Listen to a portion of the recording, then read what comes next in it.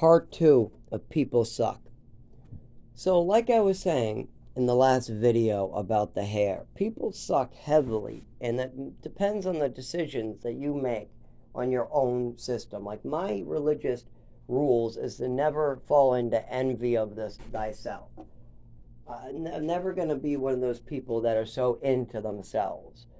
That's a sin in all religions, in the Buddhist religion, Christianity, Catholics. Now, I'm a Roman Catholic. I do not believe there's some guy named Buddha. I do not believe in any other religion. I am a strict Roman Catholic. Or some people said I seem more Christian. But I follow the Roman Catholic Church. I belong to a Roman Catholic Church. I believe in Jesus and the Trinity. I believe in heaven and hell. I could just repeat the Eucharist right here, but let's not do that. I also did my confirmation, and I believe I completed, but I'm not quite sure how I get the paperwork from when I was in Lowell, Massachusetts, because I did my first year with my mother and father. But then I have a big space of like 5 years in between, and then I go to something that was supposed to help me with that and help me complete my confirmation, but they said that the paper would be mailed to me, and I didn't have a mailing address. So I don't know if that was completed or not properly. And it was through the workers' shrine, but not really the workers' shrine inside. There were just people outside who belonged to a different Catholic church that were going in between the churches and told me that they would help me at this meeting. And it just, I'm not even sure if it was the confirmation or signing up for a confirmation class, but they did a class there. And they said that they would be able to send me a completion letter. So, whatever. But I probably doesn't count for my second year completion. But then again, it's pretty all screwed up. And honestly, you don't need a person in the church to tell you that you're a good person.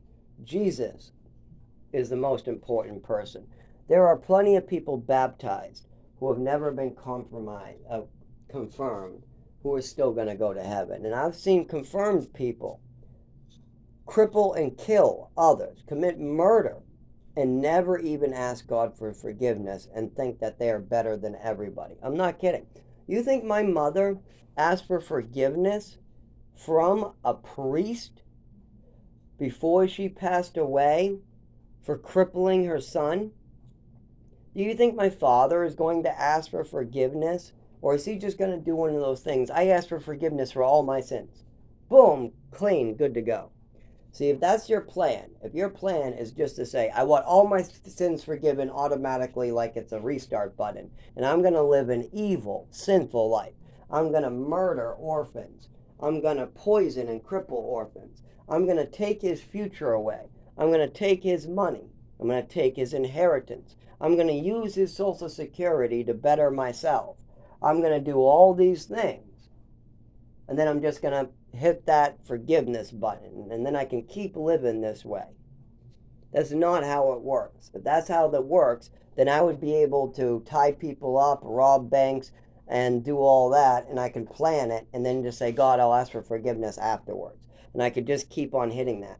Just say, I want a forgiveness for this bank robbery and murder. I'm forgiven, and then I'll just do another bank robbery and murder, and then I'm forgiven. And then I'll just do it again, and I'm forgiven. That's not the way that works. I've talked with enough priests because I asked them about this. I said, wouldn't people who want to do bad be more willing to do bad deeds if they thought they could instantly get into heaven by just asking for it? And the priest told me that that's not how it works. You don't just get a perfect conscience just because you ask for forgiveness. You have to be willing to make reparations, and you have to be willing not to do it again.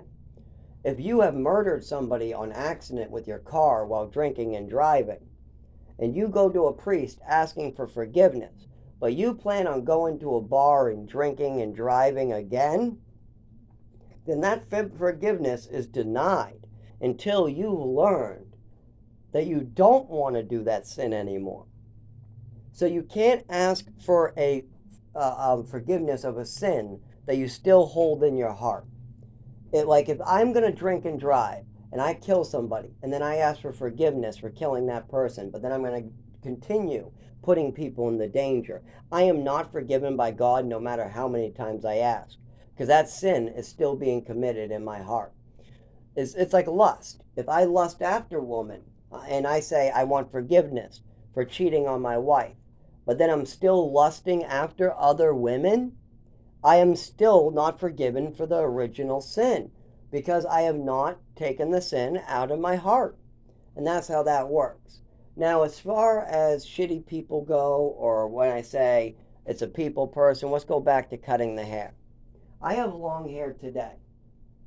But what are my options with my religious standards?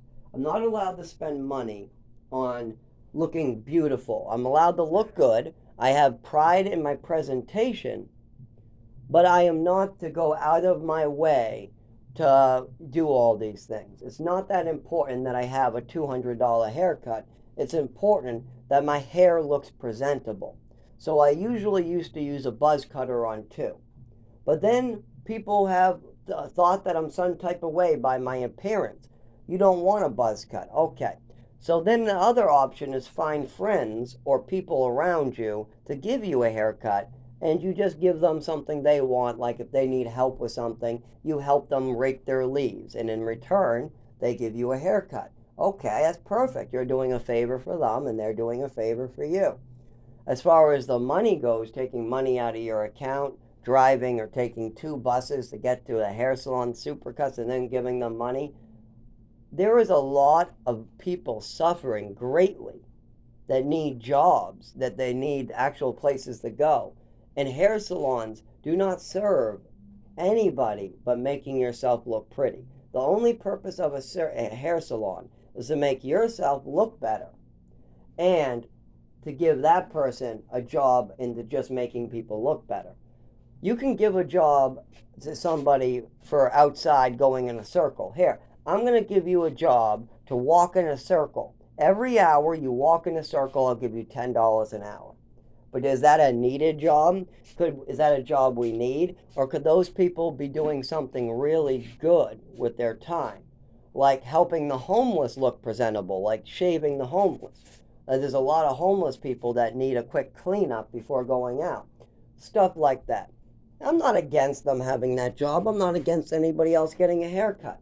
If I get billions of dollars and I'm donating churches and I'm building shelters and I've done everything I can to better society, then yes, I will spend my money on special stuff like getting a $200 haircut. But for now, I will get a haircut at the cheap because I don't have money. If I got $40, that $40 needs to go to fix the gaping hole that has water coming in my apartment. That $40 needs to go to getting the cats to the vet that are dying and suffering because humans are idiots. Now that's just my opinion. I think it's fine to get a haircut. And if I've done everything with my money, if I've earned my way with my money donating triple whatever I'm going to get a haircut with, I wouldn't feel bad about getting a haircut, so I would get one. But as far as the Bible shows, in Christianity and in the Roman Catholic Church, spending money like $40 every month, a reoccurring bill, remember, this isn't just one time. This adds up over the year. This is a haircut you're going to get every 2 weeks or so, or every month. So it adds up. Instead, I get a haircut from friends or people that you're supposed to trust. But here's the problem there. People who have money or that are upstanding citizens like to fuck with the poor. So they'll give you a reverse mohawk. And then the people that are homeless or disabled, they don't know how to cut hair. Nobody's ever played around in a room. They never had that much time on their hands. See, the rich kids, they play with their dolls. They get to sit with their friends in their room with a pair of clippers. So some of them have got practice. But as far as the poor kids, usually not, I've found. So the problem with that is you can't get anybody just to cut a straight line. All I want is them to cut a straight line or line up the back, and nobody can do that. So I have 2 options that I use. My options are, I break my rules, I don't hold my scruples accountable, and I just go get a haircut every 2 weeks and spend the money. but then that digs me into a further hole for nothing.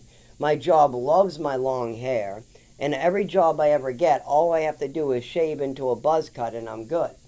Meanwhile, my managers look scraggly, and I live in New Hampshire where everybody has a beard. So, as far as up here, my other option is to grow my hair long. Just let it grow. And then when it gets past to a certain point, it looks good in a ponytail. Those are my only two options. Buzz cut, ponytail. When I'm getting a new job, let's do a buzz cut. If my job likes long hair, then that's great. I get to have long hair like I have now. But that option is only there because people suck. If people didn't suck so much, if we had a more integrated system in America, there would be several options here. For one, if people weren't suffering so much around me, then I wouldn't feel so bad about getting a haircut. But if I'm watching 10 people who might be dead by morning outside my store walk by that are literally have no place to go, but their fingers are all swollen from the cold, I'm not going to feel good about getting that haircut. The other thing is, if people weren't assholes and they didn't just do a reverse mohawk or do shitty stuff all the time, if people weren't such pricks, and I see it all over, it's not just one person, it's all over the system. I see people doing it to each other all the time. I see people trying to jump down each other's throats, blame each other. When was the last time you gave each other love, forgiveness, and understanding? Those are what we need. We don't need judgments. We don't need evil. We don't need people beating on each other. And we don't need people trying to profit off each other. It's not about what can you do for me. It's about what we all can do for each other. Remember that. It's not about, oh, what have you done for me lately? It's about what can we all do together so we all have a better situation. Like, for instance, if my family gets my neurological disorder better, what can I do for them? Well, I have a great mind. I have a shitty body, but I have a great mind. I can give them a lot of my secret ideas and how they work together. I can give them plant medicine. I can send them creams. I even bought a $300 bike for my brother's little kid. Well, not little kid. He's not that little anymore. But anyways, these are the type of things I do for them. I also wiped, my father would still have on his record today that he stole from the state, mismanaged funds, and that money was supposed to be going to his son's rent in a state program. And he kept my rent that was supposed to be state money. My Social Security from the state of Massachusetts was supposed to go to Highfields Lawrence, $600 a month. That was the program. He signed a waiver. My father signed a waiver. I signed a waiver that if I was on Social Security, then we would pay $600 a month rent.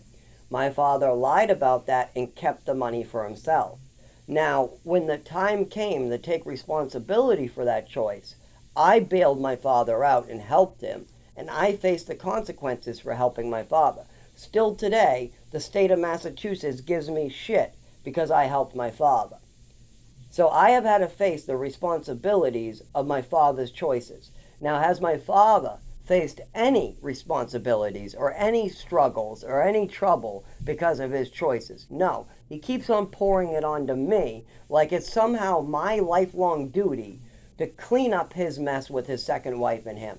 Oh, all this Social Security money, all this lying, all this stealing, all this shit, all this hurting, all this over-medicating, all this lying to doctors. Well, that's your shit to clean up, my father says. No, it's not. I'll die trying to clean that up. I was never, ever had a chance at age 7. You cannot cripple and poison a 7-year-old, 8-year-old, 9-year-old, destroy his Social Security at 18, do all these things, and then go, well, you are strong enough to clean up my mess, right? I made one hell of a mess over here that I don't think anybody could really fix. Well, let's see how Tim could fix it. Why don't I pass on the curse? Why don't, right before I die, I do the same thing you did to me back to you, and we'll see if you can just fix it that easily.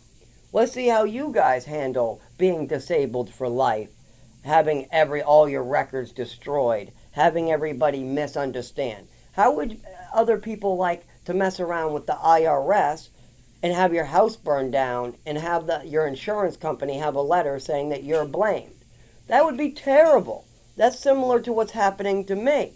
I need medical care, but I can't get it because my mother and father already sent letters to them saying not to help me.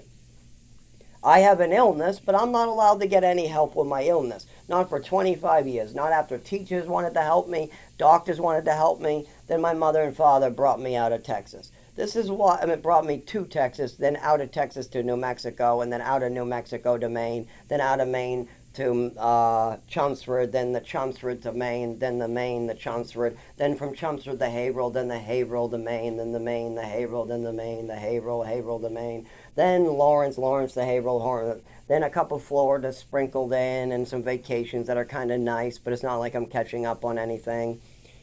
So you got all that. So this is what I mean by people suck.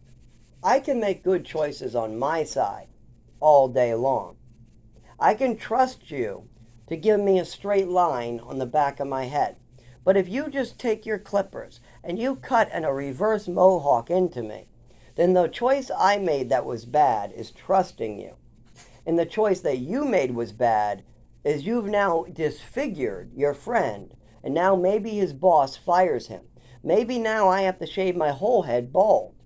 All because I trusted you. That's the only mistake I made. And now I'm part of society. I have to live side by side with these people. I only have maybe 20 more days before I'm living in the woods and pushed off the grid.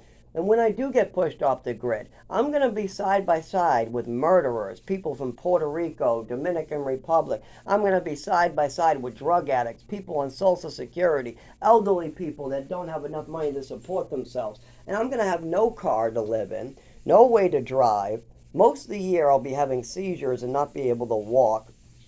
Every shelter will throw me out just because I'm disabled, and they'll call my disability being stubborn. Yes, my legs will stop working, and they'll say that's just because I'm stubborn. I literally want to get the fuck out of there as soon as possible. Those fuckers I would like to punch in the face. So as much as I would like to get the fuck out of the shelter in the morning, if my legs don't work, I need help. I need help through a doctor, wheelchairs, different type of epileptic medications. But I won't get it. You know why I'm not going to get this help? Because my mother and father spent my entire life lying to doctors. Because my mother knew what she did was wrong. I knew something that my mother did was very wrong, but I didn't know exactly what it was. All I knew is that I didn't feel good. I was on lots of pills, and hopefully one day I would get better. But after a year and year and year, after 10 years went by, I'm age 17 now, I'm still not better. Age 7, I experienced an overdose from my mother messing around with pills in my body. Then at the age of 17, I'm on more and more pills that my mother is having me take, telling me I'm going to get better, I'm going to get better, I'm going to get better. Now at the age of 31, I did get better by stopping the medications, and now I have to get the right medication. That's what I had to do the whole time. I had to stop taking all these drugs my mother had me on.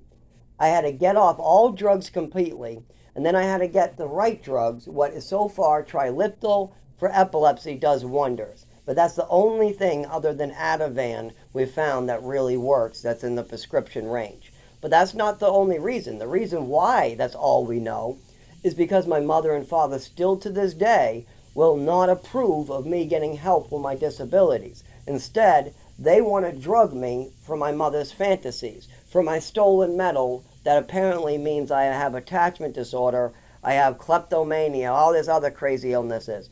And also, my mother thinks that I'm out to get her, and that I'm jealous, and that she's jealous of my toys when I come home and she's throwing them away. And my mother thinks it's acceptable to give a full bottle of Ipecac to a child as a punishment, and doing all these weird pharmaceutical things, like drugging me with their own prescriptions, right from my own adoption party and from my own actual part of the adoption, whatever that wooden bench part was. So I have all this crazy shit going on, and all I want now, I've moved on mentally from all this crazy shit happening to me, but I need medical care. I need to work, I need to be able to work, collect Social Security, and get medicine. But I can't do any of those while my father and mother continue lying to my doctors. So the only way I get those is my father coming clean with what happened to me. What doesn't look like it's going to happen anytime soon. So most likely I'm going to die a horrible slow death, just like I did before. Oh yes, by the way, I was brought back to life several times. Several times have I been brought back to life. And if my father just called me and gave a shit about me, he would know that. He would know I almost lost my toes while asking him for boots. And he said, oh, well, what was it? I had frostbite. I was on my second emergency room visit. They were talking about amputation. They told me to stay off my feet and keep them dry or I would need amputation. The shelter wouldn't let me stay there. It was 0 degrees. I got snowbanks all around me. I'm wearing just sneakers. So what did I do? I called my father and asked him if there's any way he could help me keep my toes so they wouldn't have to be amputated. And his response was, we're too busy having fun in Florida. And then a hang up. So then a whole another couple of weeks go by, and now they're actually going to amputate my toes if I come back. So I had to do something rash to get off my toes for 2 weeks, and it worked. But yeah, on my third emergency room visit, the doctor said, now it's purple. If you come back a fourth time, we are amputating. Stuff like that. Now, it's not my father's responsibility to get me boots. It's my father's responsibility to be honest about my childhood. It's my father's responsibility to keep his child healthy during his childhood. It's my father's responsibility not to traffic his child after he's experienced an overdose. It's my father's responsibility to make sure his medical records are correct and not fraudulent. It's my father's responsibility not to lie to Social Security, his son, or other people for profit. It's also my father's responsibility not to try to enrich himself at the risk of his son's future and his health. Those were my father's responsibilities. But if he's not going to keep those responsibilities, and if I'm not allowed to use a shelter, if I'm not allowed to work, if I'm not allowed to collect Social Security, because my father doesn't want to take responsibility for those actions, the least he can do is make sure they don't chop off my toes, all because I'm not allowed to go to a shelter, because my father has not discussed my disability at any time during my life. Instead, he only keeps on going along with his wife's fantasies. Oh yeah, a swimming medal? Yeah, let's bring him to the doctor for this swimming medal here. Yeah. Oh, you threw away all his toys because he didn't clean his room, and the kid's crying saying that you're lying because you said something else? I don't know what that means. Oh, you're going to give your son a full bottle of Epicac as a punishment? Yeah, that's normal. Now my wife is bragging about these things and admitting that she thinks it's okay to give extra medication to a young child in front of my daughter. Yeah, what did I miss? This is a big problem. And because people suck, no matter how many times I go to the doctors, no matter how many times I follow Jesus, there's always going to be another bag of rocks ready to destroy my organs. Yeah, I think one of the worst ones is the blood pooling in my testicles. Yeah, I had a seizure, and then a little bit after that, I noticed that there was blood pooling in my testicles, and I had this real pain 2 inches from my belly button that I noticed first. I went to the doctors. Apparently, I teared something in my GI that's still bothering me a year later, and the blood was pooling in my testicles, but I still showed up to try to pay my rent as blood was pooling in my testicles. Yes, I spent 24 hours. I spent 1 day at the emergency room and scheduling with doctors, but the following day, I didn't have enough paperwork to go out of work while internally bleeding. So I had to work while internally bleeding. Why? Why was that the case? Well, that's what happens when you have a father and mother like mine. See, if anybody else was having visible blood in their testicles that every doctor could see and had a big visible problem in their GI, they would have paperwork right away as soon as they called their doctor. But see, I called my doctor and they say they have to wait for more. So then I go to the emergency room and they got to say, we need more than just seeing the blood in your testicles. We need more than just running you through a CT. So then they need to send me to a specialist. And I still don't have paperwork from my work.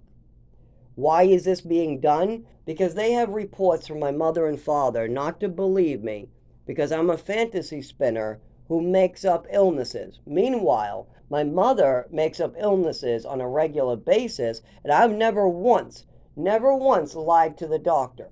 Even when I took cough medicine at the age of 15 years old, and the staff members asked me what I was high off of, and I told them nothing. When I was brought to the emergency room, I told the lady at the front desk it was cough medicine. When I got brought into the emergency room, I told them it was cough medicine. Then when I popped for PCP, they asked me why that was. I said because it's cough medicine. I never lied once to a doctor in my life. I'm probably the only 15-year-old boy that literally was honest with the doctors at the emergency room about the cough medicine he took. I've always been honest. When I went to the hospital and failed for ketamine, I was honest with them. I knew nothing about it. I was honest with the staff members. I told them about some pills my mother gave me in Maine, and that's it. That's all I knew about it. I'm always 100% honest with the doctors, but I don't always know anything.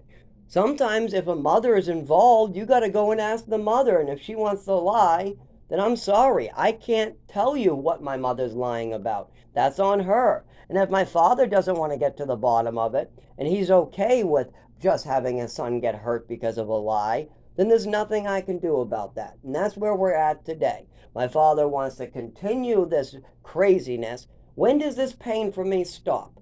It stops the day my father is honest. The day my father is honest about his second wife and says, okay, yes, my second wife was nutty. She was saying things about stuff that's illegal. She said that she thought it was fine to give extra medication to a child.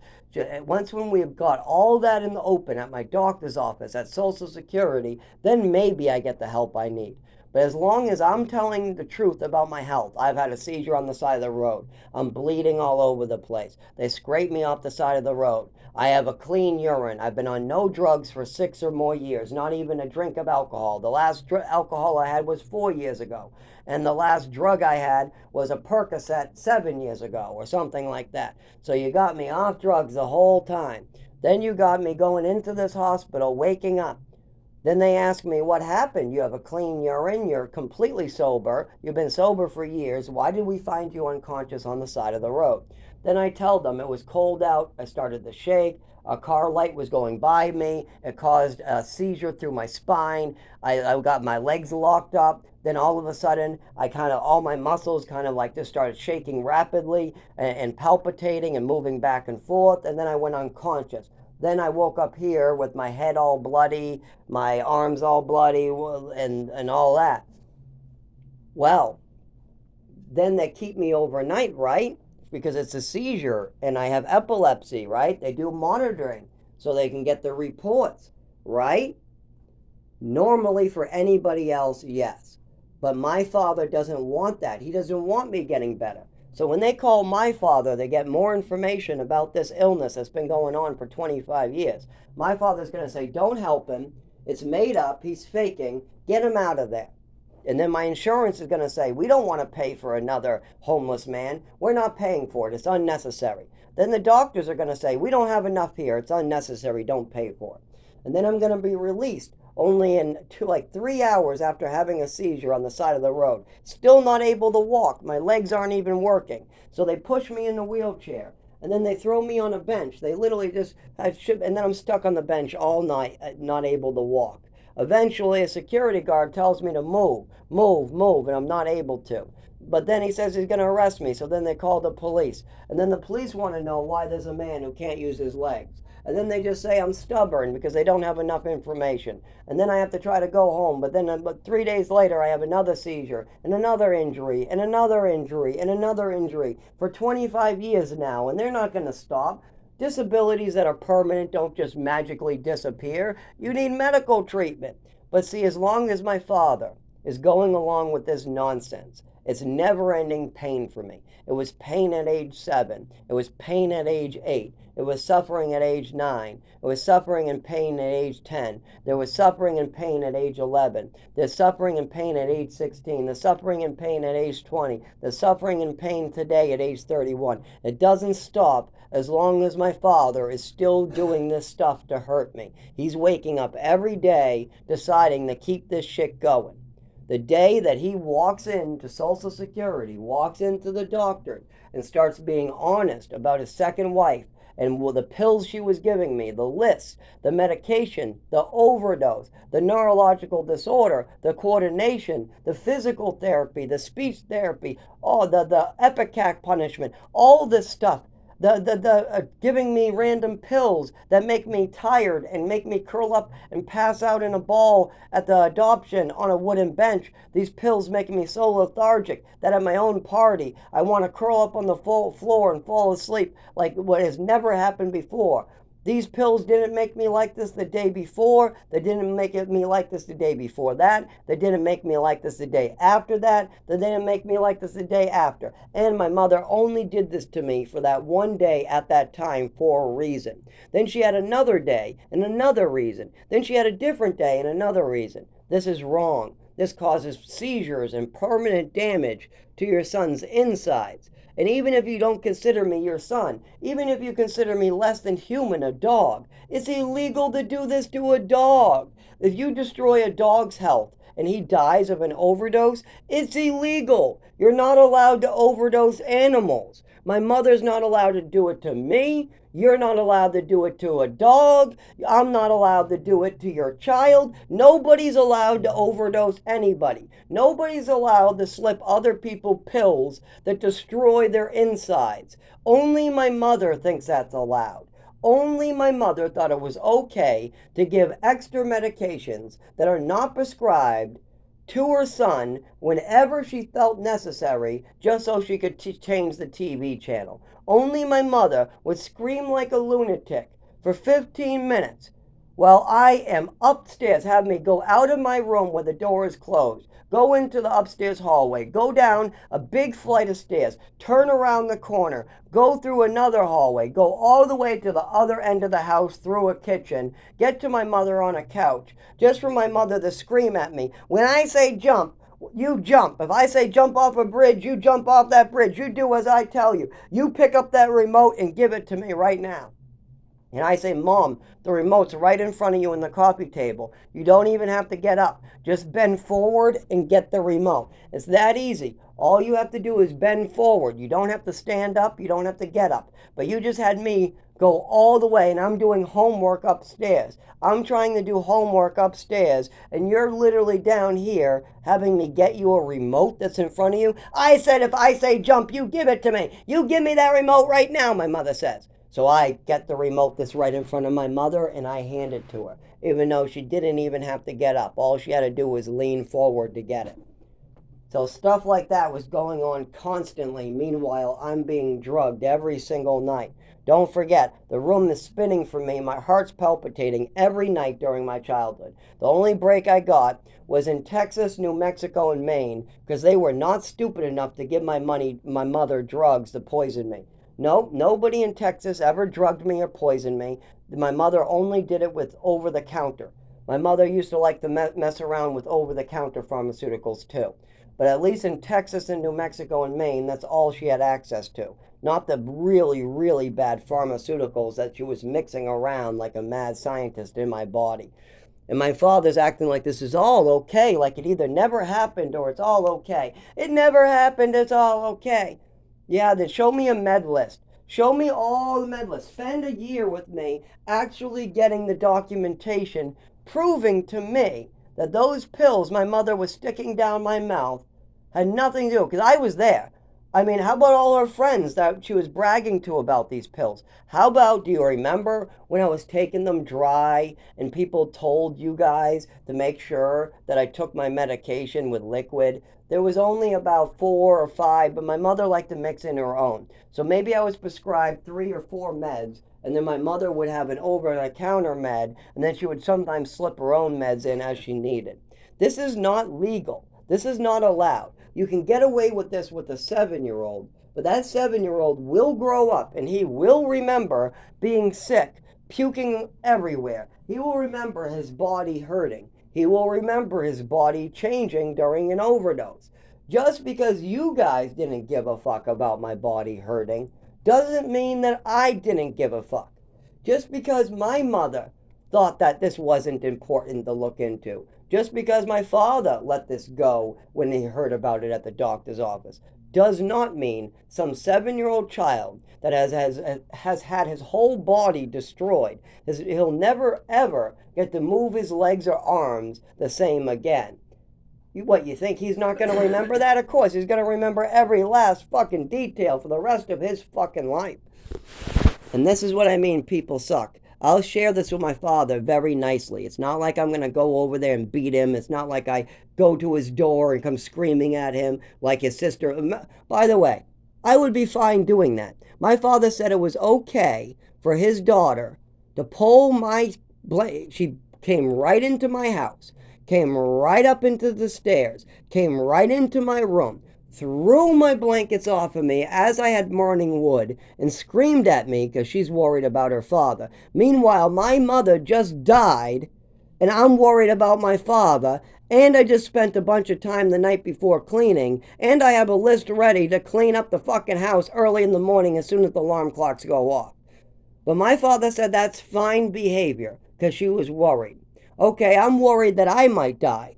So do I get to barge into my father's house and tell him to go handle his shit, to go clean up his mess?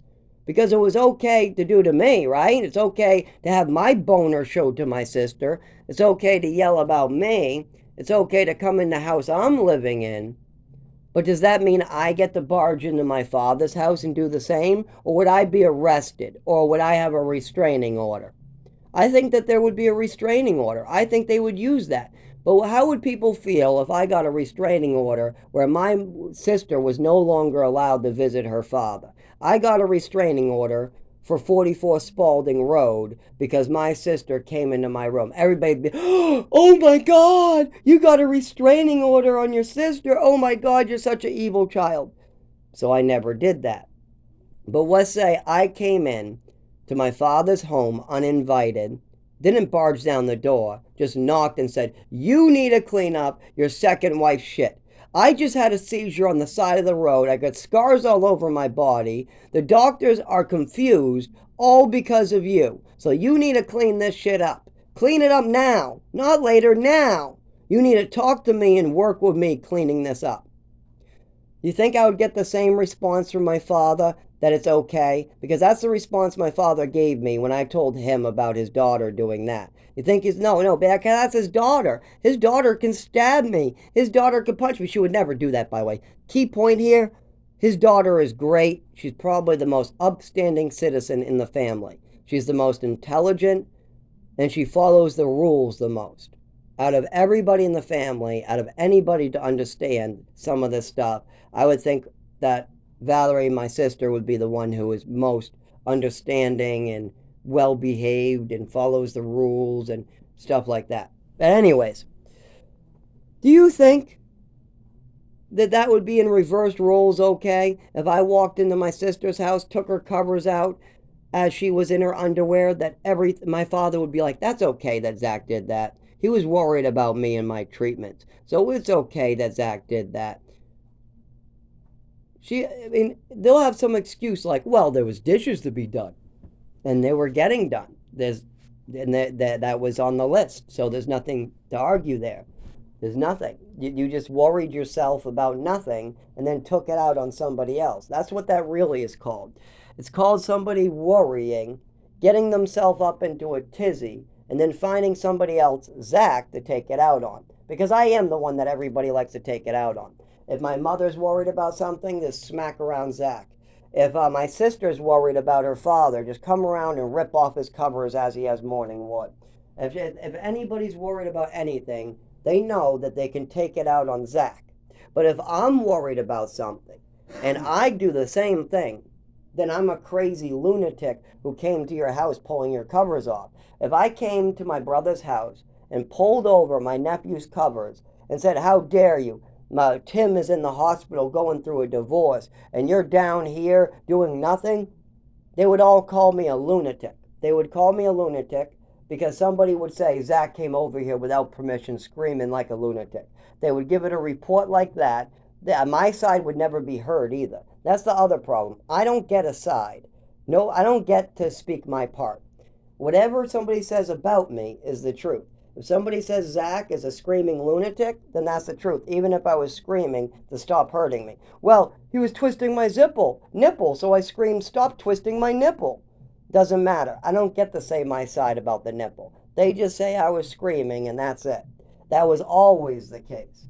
Always in my family, it's the case that if somebody says something about me, it's instantly true. And if I try to give context or understanding, it usually doesn't happen or it's not allowed. It usually takes weeks sometimes to get that out. And if it's about my mother, forget it. If my mother is lying and lying and lying and making up stories about my medals and throwing away my toys because she's jealous of them and she thinks people are out to get her and she's waking me up in the middle of the night because she hears people that aren't there and shit, crazy shit like that, bat crazy shit going on.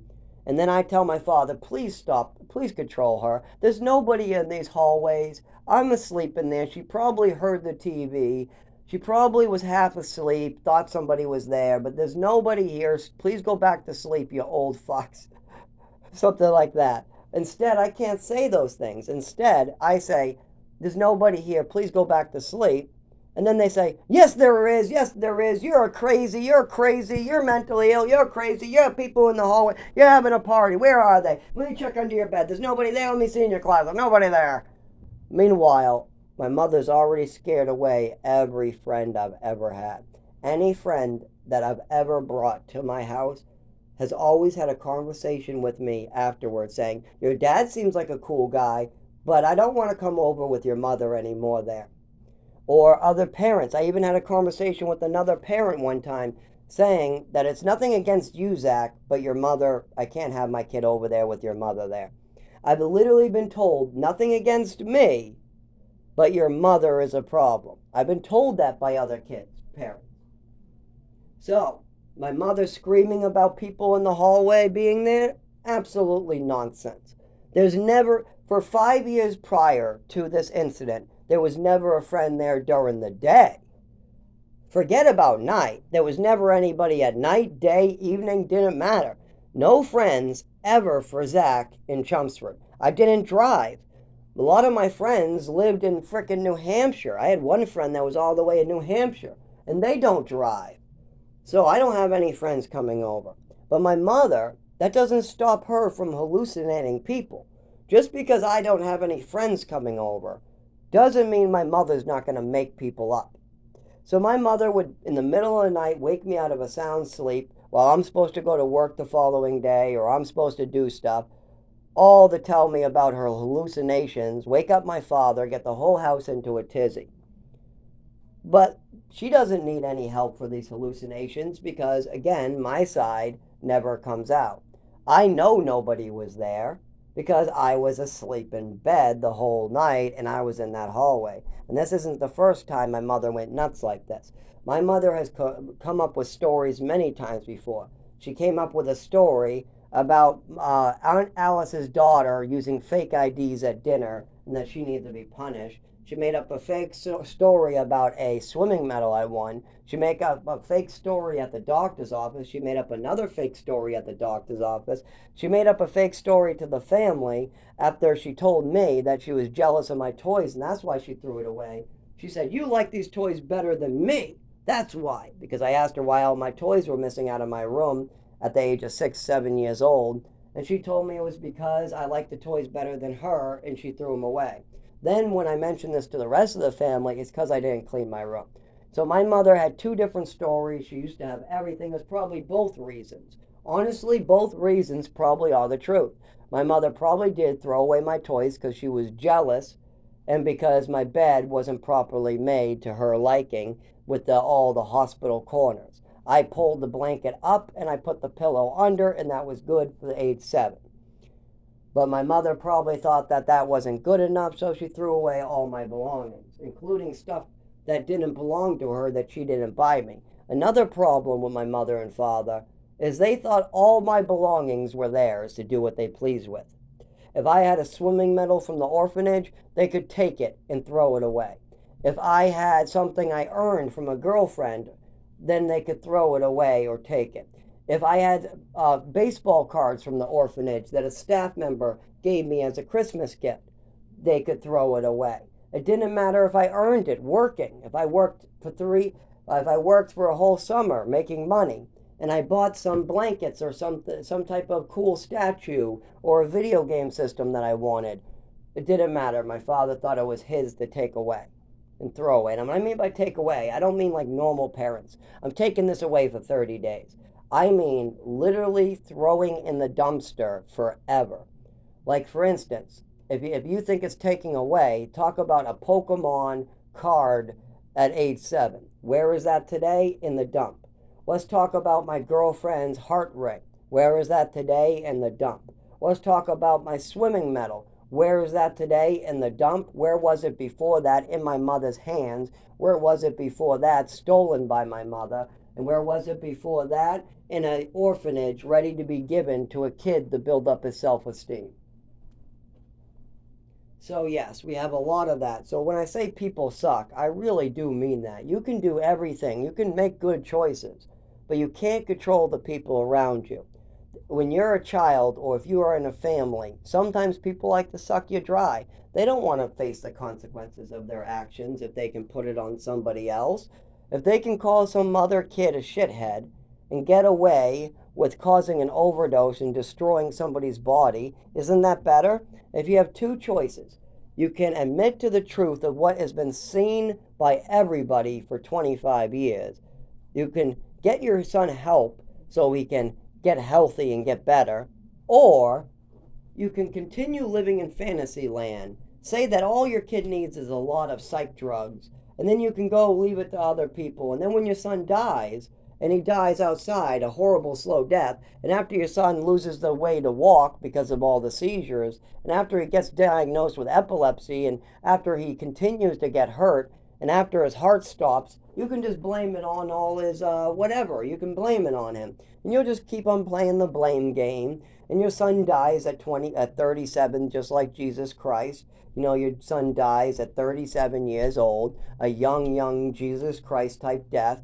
Meanwhile, doctors and other people are the cause of it. Meanwhile, he could have lived a long life. There's no reason why this person has to die other than the father wanting to keep secrets, and the son was destroyed before he ever got a chance. Now, if the son was destroyed later in life, okay, the son could drive around, he could still use a shelter, but this happened at age 7, so the son has no choice in the matter. There's nothing the son can do. This happened to him at age 7, 8, 9, 10, 11, 12, 13, 14, 15, 16, 17, 18, 19. So, there's nothing the son can do because it happened before he could even drive or speak. So that's a little problematic. So, yep, the best solution is to either do nothing or do something. And you can see why that might be people suck. Because I've already done something. I've gone to the doctors. I've gone to everybody for help. I've talked to my father about it for 25 years. I was talking about this to my father and to the doctors at age 7. It's just that my mother always had an excuse. Some type of, oh, it's just an allergy attack. Let's move to Texas. Something like that really made it difficult to continue working with. I mean, doctors cannot help your son if you're going to move him around so much. And so, cutting of the hair, the example that I really keep on trying to get to with people suck, you can want your hair to be a buzz cut, but you can't stop other people from thinking that you're just some punk kid and then you don't get a job or whatever. You can have long hair, but you can't stop other people from not trimming it correctly if you ask them. And if you pay for a haircut, if you go to Supercuts and pay for it, you can't stop God from thinking that you're just using money to make yourself look good when you could easily do it yourself. It's all, oh, but then it would look funny. So, did God say there was something wrong with looking funny? When did God say, you gotta look all pretty all the time or you're gonna go to hell? I don't remember God saying, get a haircut every 2 weeks or you go to hell. I remember God saying, help out others, give 1/10 of your income away, things like that. But I don't remember in the Bible making sure to get a haircut every 2 weeks. Yes, you gotta, you gotta keep appearances good. You gotta keep clean. You gotta clean your hair. You gotta, try to keep it basic. But getting a fancy haircut every 2 weeks is not necessary. That is adding the extra step. Plenty of people get jobs without doing that. I get jobs just fine. My jobs love me. All I do is I do a regular buzz cut with clippers before I go into a job, and then I let it grow in, and I ask them, is it okay to have long hair here or not? They say yes or no. It's very simple. And I don't have to waste money that could go to helping people. I don't have to be all about how pretty, and all I got to do is wash my hair, maintain my hair. I got to make sure I keep clean, because next to godliness is cleanliness. But nowhere does it say you should be spending $20 every 2 weeks for the rest of your life on just getting a fancy haircut. So that is a difficult one. Because people suck, there is no good option for your hair. Now, if people didn't suck, I would just have somebody line up the back real quick. The long hair, it's easy for me. Just cut a straight line. That's it. And I have had people do it just fine before. It's just cut a straight line. But most of the people at the bottom, like my roommate, they fuck it up either on purpose or accident. I got people who do buzz cuts, or they just don't want to do it, so they don't try. They just act like they speed through it, and they fuck it up on purpose because they don't want you to ask them again. So there's a bunch of people suck problems that gets in the way.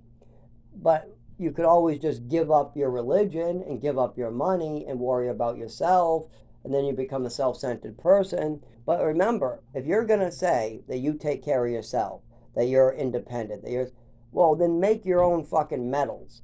Because I see a lot of items on everybody's table, and a lot of times it's not earned by you. A lot of times it's somebody else who put in the hard work at the bottom to give it to you, and they were taken advantage of.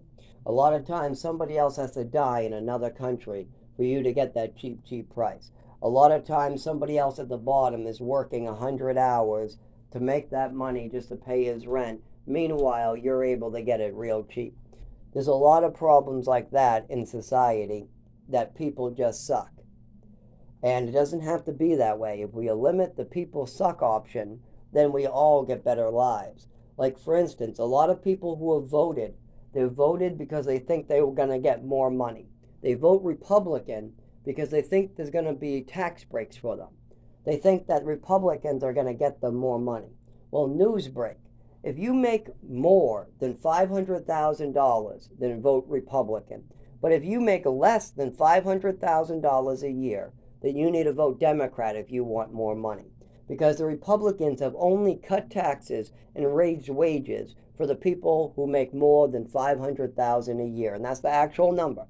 People who make more than $500,000 a year get heavily taxed by Democrats. Meanwhile, people who make less than $500,000 a year get tax breaks from the Democrats. Now, the Republicans give tax breaks to the rich, the airports, the things like that, who make over $500,000 a year, and they also tax heavily the people who make over $500,000 a year. Like the 1,000 billionaires in this country, there's only about 1,000 billionaires in the U.S. They pay lower taxes than the rest of us. If we raise their taxes of anybody making more than $500,000 a year, we could have free health care in this country easily. If we got only 1,000 people making $1 billion, if we got them just to pay more than 20% taxes, like we pay at the bottom. Yes, look at your last credit card interest. Tell me what the number is on your credit card interest. Is it around in the 20 range, the 30 range, the 40 range? What's your taxes on your property? Well, why don't we charge those high, big numbers to the rich? Because if those 1,000 people, only 1,000 people out of the millions of people in America, if we just tax those 1,000 people, we can have billions of dollars every year coming into the healthcare system. But those people pay lower taxes than the rest of us. Well, those are the people, and if you think they're going to run out of this country like they always do, taxes come, they'll run to another country. They'll have to live in a third world country where they have no protection. Because England, all the bankers are running out of the England right now. There's a lot of problems. And the UK, the bankers stole a bunch of money from the bottom, and now they're running to the US and Argentina. And then the US has been harboring all these criminals who steal money from the bottom. Yes? A lot of bankers in other countries steal millions of dollars, and then they take a plane to the United States, invest it in the United States, and that's how they become these billionaires in the first place. They steal the money from people, hardworking Americans, and then they invest that money to become billionaires. That's how it works. Like a lot of the rich people like Trump, they don't start out with zero. They don't start out in an orphanage, work at a gas station, then work at a candle factory or a mill, then work at a Coca-Cola factory, then work as an accountant, then work as a vice president, then get into politics, then get into the Congress. They don't go like, no. Shit like that doesn't happen. The way it works is mommy and daddy worked real hard, slaving a bunch of black people picking cotton. Then slavery became illegal and your father died. And then you took that money and invested it in trying to buy properties from people who couldn't pay their rent. Then you flipped those properties, and then you invested a lot of your money in the scams. Like you were trying to make the scams, steak scams. You sold a bunch of cheap steaks, and you tried to act like they were good steaks, and you sent it in the mail to scam them. And then you had what they called the school. You sent a little booklet that was only like 100 pages long, and then you gave people a fake degree and called it the Trump School, whatever, the Donald School. And then you were able to make money through that. And then you were able to make money through a bunch of other scams. And then you decided, well, you're going to become a doctor. But then the doctor doesn't work out too well, so you start scamming the system at the bottom there. You find out there's a bunch of poor people on state insurance that can't defend themselves. So you start double booking through your office. And then you make all that money. And then you end up having a child, and you put him into psychology school, and then you die. And then the psychiatrist inherits all your money. And he decides to invest in this breaking news treatment. What he does is he takes an ice pick he found in the ice bin. He wears no gloves. He puts a disabled person on a table. He takes your eye out and he smashes an ice pick through the eye. Then he brings you to this chair and he hooks up an electrocution machine to your brain and gives you shocks to the brain. And then he just charges you about $100,000 a treatment. And then he gets rich. And then he puts his son through college. And he puts his son comes out. And now his son is a business degree. And he's going to make a business called addictsmeet.com. And a bunch of addicts start selling drugs through his website. But you allow it because you're rolling in the money. So drugs are flowing through America on a website called addictsmeet.com that claims to be for recovery, but it's just a cover for a bunch of drug dealers to talk to one another freely. So you have now another generation of people becoming drug dealers, but they never go to jail because they're rich and they're rolling in the money too. And they got a bunch of people under them. Then you get a bunch of machines. This guy goes, well, if we're going to have that, why don't we have some scammer machines going too? So then they start scamming a bunch of old ladies out of their Social Security too. And he cleans up his billions. And then he leaves it to his child. And then his child wants to develop AI robots that can kill. The AI that can kill on their own in the battlefield. And then those robots end up killing everybody in the battlefield, but then turning on the humans and killing all the humans on the battlefield. And then coming in the city, killing all the humans in the city. And then we have to build more robots to fight those robots. So that billionaire makes billions of dollars because first he got paid by the government to make AI robots that kill, and then now he has to build a whole nother line of robots to kill those robots. So now this guy's a billionaire. But then he passes away in about 60 years. And then his children take the billions of dollars. And then his children decide they're going to make what they call the flash bomb. What it does is it makes one big flash so big that it brightens the whole planet and everybody goes blind at once. They ask, why would you want such a bomb? Well, that way all the robots and everything get flashed out and we just go blind. Our next generation won't be blind. He says this, you can see how this goes now in the future. Once when we got the robots, I pretty much was just trying to come up with bullshit predictions. But really, there was psychiatrists using ice picks with no gloves in people's brains all the way in the 1970s. We had shock treatments going all the way to the 1990s. I think we still kept them going. I just missed those. We got Thorazine all the way to 2010. I'm one of the victims of one of those ones. Yes, they destroyed my insides with way lots of medication, and that was double dosed in Lowell Treatment Center. And they even allowed a kid to try to rape me repeatedly in Lowell Treatment Center. So these places are not good, and there's still people getting hurt today. But the people making all the money off of this pain and suffering are getting rich off of it. All these pharmaceutical companies, CEOs, doctors, all these billionaires and millionaires are just causing suffering and making millions off of it. And it's terrible. It's been generation after generation. The people that had slaves back in the day, their children are doing good. And the people that children are doing good from that just keeps on going. Meanwhile, you got hard-working Americans who are willing to give back and make this country a better place that literally are working 80 hours a week, supporting multiple people just to try to make this world a better place. That's it. And you got all these rich fucks trying to take advantage of whatever they can to get richer. It's just really bad that people put money before people. They put their own safety before people. If they're afraid that their house or their money they might lose a buck or something, then they're willing to sacrifice other people's bodies completely. And it happens all the time. Oh, you wanna stay with me? No, go die someplace else. Stuff like that. Like if there was a homeless guy that knocked at your door, and he said it was a storm outside, it was 0 degrees, and he said he needed a place to stay. But he had a big beard, he smells like body odor, his clothes are dirty, and you are living this nice $100,000 home. Do you let him in, or do you tell him to leave? Most people would tell him to leave. So that man leaves, and he keeps walking. He freezes to death.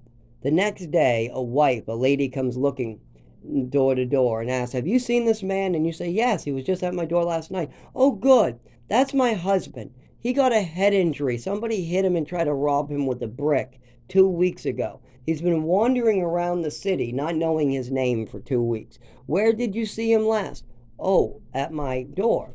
Oh, okay. And then you eventually find this guy's dead body because you didn't have a heart. Maybe he wasn't homeless. Maybe he wasn't a drug addict. Maybe something terrible happened to him, and now he's wandering through the homeless community. That happens a lot, you know. People's houses burn down, and they end up in the homeless community. People have terrible fathers and mothers. They end up in the homeless community, like Angly Beth. Angly Beth never did anything wrong in her life. She's a goody two-shoes that doesn't drive. She doesn't do drugs. She doesn't do anything except for cry and want to help other people, and she's happy-go-lucky. She's one of the nicest, happiest people I ever met, but she is totally, utterly crippled. Her right eye doesn't work because somebody beat her at a young age to get Social Security, her father. She has burns all over her. She's been over-medicated, drugged by Big Pharma. She has no idea the drugs that she was put through during childhood are hurtful. And she doesn't need any drugs except for anxiety.